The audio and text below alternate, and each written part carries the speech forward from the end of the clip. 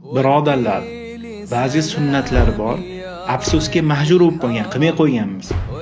Va ularni har kuni qilishimiz mumkin. Hattoki men hozir sizga 5 tasini aytib beraman, uni 5-chi juda ham ajoyib qulay. Birinchisidan boshlasaylik, yalang'oyoq yugurishlik. Bu ham sunnatlardan.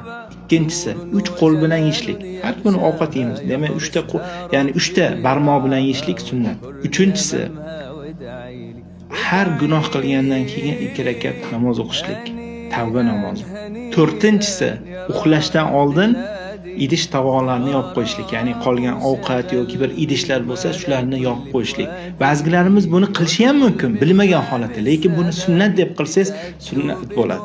Beshinchisi, uyqudan turganda yuzini qo'l bilan artishlik, ya'ni uyquni ketkizishlik. Bu ham sunnatlardan. Buni har kuni ba'zilarimiz bilmagan holatda qilish mumkin, lekin endi siz shuni sunnatligini bildingizmi, har nima qilayotganingiz sunnat deb turib qalbingizdan o'tkazing, sunnat amal qilayotgan bo'lasiz va albatta savob olasiz.